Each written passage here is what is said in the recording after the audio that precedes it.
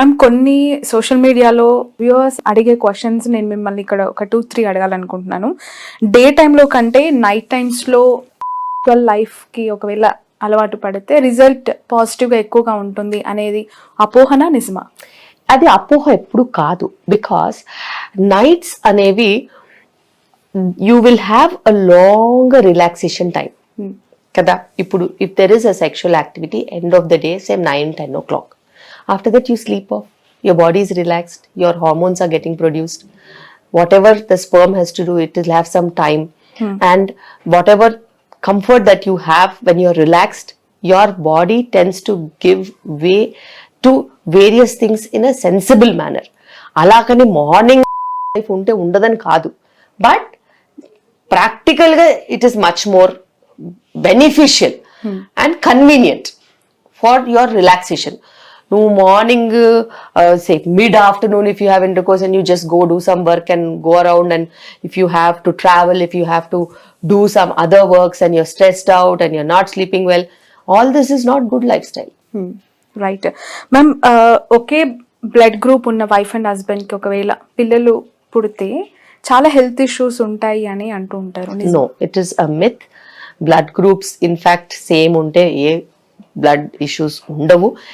ఒకవేళ మదర్ కి బేబీకి డిఫరెంట్ బ్లడ్ గ్రూప్స్ ఉంటే ఏబిఓ ఇన్కంపాటబిలిటీ కింద జాండిస్ వచ్చే ఛాన్స్ ఇంకెక్కువ ఉంటుంది తప్పితే సేమ్ బ్లడ్ గ్రూప్ ఉంటే అలాంటి ఛాన్సెస్ ఏమి ఉండవు. ఓకే, ఫీమేల్స్ ఎక్కువగా యంగ్స్టర్స్ వెరీ యంగ్ ఏజ్లో పెళ్లి చేసుకోవటం వల్ల, తల్లి అవ్వటం వల్ల ఫ్యూచర్లో మెంటల్గా వాళ్ళకి ఫిజికల్గా చాలా హెల్త్ ఇష్యూస్ కాంప్లికేషన్స్ ఉంటాయి అంటుంటారు. అది ట్రూ కాదు. But when we are talking about marriages అనేది teenage marriages definitely not good. Because వాళ్ళ మెచ్యూరిటీ లెవెల్ ఉండదు కాబట్టి, వాళ్ళ బాడీ మెచ్యూరిటీ లెవెల్స్ ఉండదు కాబట్టి ప్రెగ్నెన్సీ అవన్నీ వస్తే వాళ్ళకి లోడ్ అవుతుంది అండ్ ఆల్ దీస్. కాబట్టి మనము teenage pregnancies are definitely not correct, teenage marriages are definitely not correct. But marriages anywhere between late teens, maybe 20-25 years, they are absolutely okay. And reproductive health కూడా peak లో ఉంటుంది, chances of pregnancy మంచిగా ఉంటుంది. But again social maturity, financial freedom, education, minimum degree education అవన్నీ ఉండాలి అని అంటే 21-22 years ఈజీగా అవుతుంది. ఒక్క జాబ్ రావాలి, జాబ్ లో బేసిక్ రిక్వైర్మెంట్స్ అన్న మనం సెటిల్ అవ్వాలి అని అనుకుంటే 23-25 అవుతుంది. So after that the best time to get married. And అంతకన్నా ముందు మ్యారేజ్ అయిన వాళ్ళలో కూడా if the partner is good and supporting, there's no problem. But if there is any abuse, then the female will not have word and voice, because she'll not complete her education, she's not self-sufficient, she's not employed. Where will she talk? Where will she voice over? So అందులో exploit అవ్వడం కానీ, psychological problems కానీ, adjustments అయ్యి తెచ్చుకునే problems ఎక్కువగా ఉంటాయి. అయితే ఇవన్నీ ఇంతకు ముందు ఉండేవి కాదు, ఎందుకంటే జాయింట్ ఫ్యామిలీలో ఉండేవాళ్ళం కాబట్టి పెద్దవాళ్ళు అడ్రస్ చేసి షీల్డ్ చేసేవాళ్ళు. కానీ ఇప్పుడు న్యూక్లియర్ ఫ్యామిలీస్ అయ్యేసరికి హస్బెండ్ కి ఏ ఫ్రస్ట్రేషన్ ఉన్నా కూడా ఉమెన్ మీద తీయడము, అబ్యూజివ్ గా అవ్వడం, ఇవన్నీ కూడా ఉంటాయి.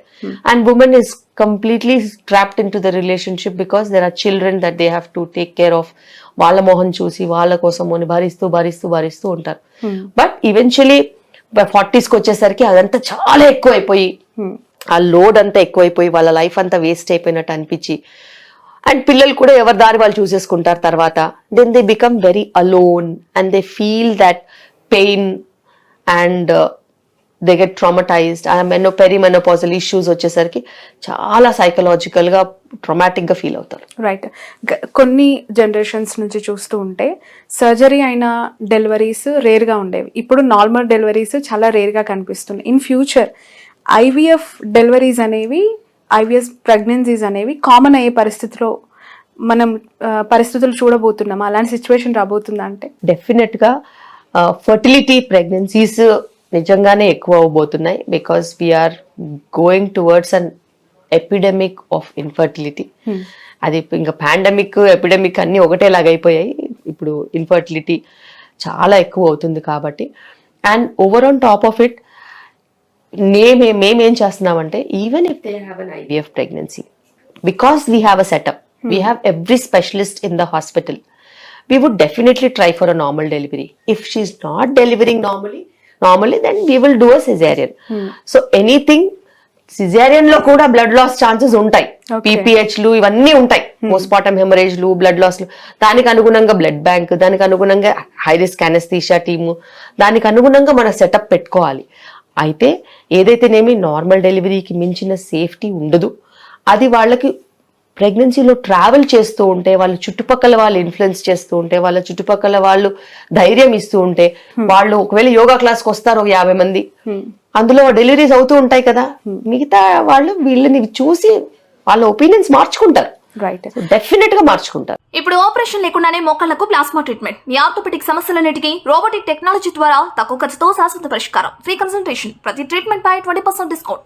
ఈ ఆఫర్ కొద్ది రోజులు మాత్రమే, త్వరపడండి. V9 hospitals 9281465842.